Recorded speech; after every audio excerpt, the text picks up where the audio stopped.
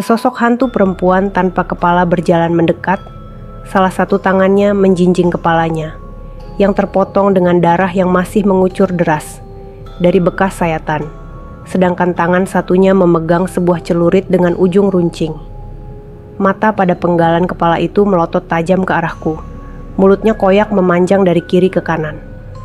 Aku gemetar ketakutan, tak mampu lagi menghindar karena terjebak oleh sudut ruangan.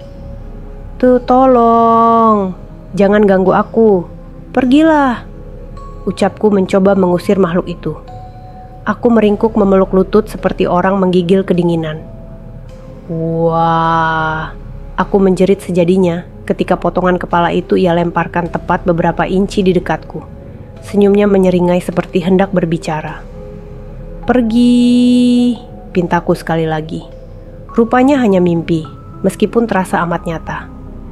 Aku terbangun saat cahaya mentari menerpa wajahku, menyeruak melalui celah genteng yang bolong. Aku membuka mata, namun masih urung bergerak, memandang sekitar tempatku berbaring, dan memastikan aku masih baik-baik saja. Apa yang aku alami selama 2 hari berturut-turut membuatku seperti kehilangan akal sehat. Bahkan di saat-saat tertentu, telinga ini seperti mendengarkan ratapan pilu, minta tolong dari seorang perempuan yang tak tampak wujudnya. Tanganku meraba kolong lemari, tempat dompet itu aku sembunyikan. Aku meraihnya dan membuka serta mengeluarkan isi di dalamnya. Tak ada yang berkurang meski isinya telah aku ambil beberapa lembar ratusan ribu untuk membeli pampers dan susu yang aku kirimkan ke kampung halaman. Uang itu tampak utuh seperti sedia kala. Aku ingat betul berapa jumlahnya ketika aku pertama menemukan. Perlahan, aku membaca satu persatu dokumen berupa identitas pemilik dompet tersebut. Sebuah kartu tanda penduduk bernama Kayla Fitri yang berusia mendekati 30 tahun. Wanita ini berasal dari Pulau Jawa, bekerja sebagai seorang staf perusahaan yang ada di kotaku. Rasa penasaran memuncak ketika aku menemukan cek senilai 500 juta. Rasanya seperti tak masuk akal. Ini seperti sebuah teka-teki yang rumit, terlebih tempat penemuan dompet ini berada tak jauh dari tempat aku menemukan mayat dalam koper semalam. Adakah kaitannya dompet ini dengan mayat tersebut? Kring. Ponsel berdering. Getarannya membuatku terkejut karena letak ponsel tepat berada di samping tempat duduk. "Bro, kok gak masuk kerja? Kamu sakit ya?" Suara Yoga terdengar nyaring di ujung telepon. Aku tak segera menjawab, meski aku tahu Yoga berbicara banyak melalui telepon. Tetapi aku lebih memilih meletakkan ponsel itu begitu saja. "Aku tidak apa-apa, cuma bangun kesiangan aja," ucapku membalas rentetan pertanyaan dari Yoga, rekan kerja di pabrik. Aku segera menutup telepon, memandang keluar jendela dan kembali menuju kamar. Entahlah, aku terlalu malas untuk keluar rumah ini. Pikiranku begitu penat dan hanya ingin tiduran saja. Hari telah beranjak sore, aku bersiap untuk keluar kontrakan untuk bekerja sampingan sebagai driver ojek online seperti biasanya. Aku hanya penat, keluar dan ngumpul bersama teman driver ojek online lainnya mungkin bisa meredakan keteganganku. Sengaja aku tak menyalakan aplikasi karena memang sedang malas bekerja. "Mas Jagat," seru Pak Sofyan, pemilik warung yang berada di samping gang menuju kontrakan. Aku segera menghampiri dia. Mungkin dia ingin aku mengantarkan pesanan khusus seperti biasa. "Ada apa, Pak?" tanyaku. "Tolong anterin ini, kembalinya buat kamu aja. Penting barang sampai sebelum jam 8 malam," ujar Pak Sofyan sembari memberikan sebuah kardus untuk aku antarkan. Tak perlu menunggu lama, segera aku berangkat menuju tujuan seperti yang diminta Pak Sofyan. Proses pengantaran barang berjalan lancar, sehingga aku punya waktu untuk nongkrong bersama teman lainnya. Hingga malam menunjukkan jam 10 malam, aku pun berpamitan untuk kembali ke kontrakan. Awalnya, aku hendak pulang menggunakan jalur yang sama, seperti ketika berangkat. Tapi naluriku mengatakan aku harus melalui jalan di mana aku menemukan dompet dan melihat mayat dalam koper malam itu.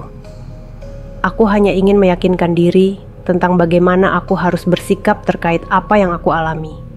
"Kayla Fitri, Nama yang tertera pada identitas yang aku temukan malam itu sungguh mengganggu pikirkanku. Sebuah dompet dengan uang tunai dalam jumlah banyak serta kondisi masih baru, juga bercak darah di atas permukaannya. Siapakah dia? Ataukah dia sosok mayat yang aku temukan waktu itu? Pertanyaan demi pertandingan terus mengusik. Sebaiknya aku ke sana, ke tempat penemuan mayat dan dompet itu, berharap ada perkembangan atau ada orang lain yang menemukan sehingga mayat bisa tertangani dengan baik. Jujur, untuk melaporkan ke pihak berwajib nyaliku tak terlalu berani, apalagi aku juga tak pernah berurusan dengan polisi selain untuk membuat surat izin mengemudi atau SIM. Jalanan kian sepi, ditambah hujan yang mengguyur tempat ini membuat suasana kian mencekam. Terlebih jalanan ini kerap dijadikan lahan untuk bersaksi para begal sadis. Meski aku yakin tak ada satu begal pun yang mau merampas motor butut milikku. Derit roda beradu aspal ketika tuas rem aku tekan. Hampir saja kendaraan tergelincir akibat rem mendadak. Hal itu terjadi karena sebuah mobil sedan hitam tampak berhenti tak jauh dari lokasi penemuan mayat. Pintunya terlihat terbuka. Ku matikan mesin kendaraan lalu mengendap bersembunyi di balik pepohonan. Kenapa ada mobil berjenis di tempat sesepi ini? Atau jangan-jangan? Gumamku heran menganalisa keadaan. Bebek saat lamanya dari semak belukar, keluar seorang perempuan langsung masuk. Begitu saja ke mobil, dan mobil segera berjalan kembali. Aku masih mengintai sampai mobil itu benar-benar menghilang dari pandangan. Sebuah asap mengepul tampak di balik semak belukar. Tak jauh dari mobil itu tadi berhenti. Gegas aku nyalakan motor untuk memeriksa apa yang terjadi. Apakah perempuan tadi adalah orang jahat yang terkait dengan mayat tersebut, atau hanya orang biasa yang kebetulan berhenti? Aroma apa ini? Seperti bau daging terbakar, ucapku sembari menyeruak masuk ke semak belukar, mencari sumber aroma tersebut. Sepertinya orang tadi baru saja membakar sampah di semak ini, hingga apinya masih berpijar. Aku mendekati kobaran api yang membakar dahan dan dedaunan kering. Bau daging terbakar berasal dari api itu. Dengan bantuan sebuah ranting, aku memeriksa ke dalam kobaran untuk mencari sesuatu. Apa ini? Aku menjerit kaget. Kayu yang aku pegang mengenai sebongkah benda yang menyerupai lengan manusia. Aku ketakutan, tetapi rasa penasaran yang begitu besar membuatku tetap berusaha meyakinkan diri apakah benar itu adalah potongan lengan manusia.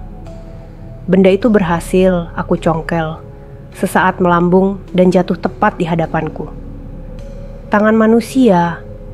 Astaga, ini benar sepasang tangan manusia yang sengaja dibakar. Ujarku lagi. Aku berhasil mengeluarkan potongan tubuh itu dari kobaran api, meski sebagian permukaannya telah matang dan sebagian hangus. Tak jauh dari kobaran api, aku menemukan juga botol bekas air mineral, seperti habis digunakan untuk menyimpan bensin. Dompet, tubuh, dan kini sepasang tangan manusia lengkap dengan jari-jari. Tak salah lagi, bisa jadi ini ada kaitannya dengan potongan mayat dalam koper itu. Aku harus menyembunyikannya. Siapa tahu berguna, ucapku. Tak perlu menunggu lama, aku segera menemukan sebuah plastik berukuran besar, meski dalam keadaan basah akibat air hujan. Tapi cukup untuk menyimpan potongan tangan ini. Lalu dengan sedikit upaya berhasil, aku menaruhnya di sebuah dahan pohon, agar tak dimangsa hewan buas. "Tolong aku!" Sebuah suara serak dan pelan terdengar seperti berada di belakangku. Aku menoleh dan kaget. Sesosok tubuh berdiri tanpa kepala, lengan dan kaki, namun seperti sedang bergerak mengesot ke arahku. "Astagfirullah, ha'antu!" Aku menjerit sejadinya, gegas menuju motor dan pergi dari tempat tersebut. Nafasku memburu, dada tersengal, juga keringat dingin yang mengucur deras.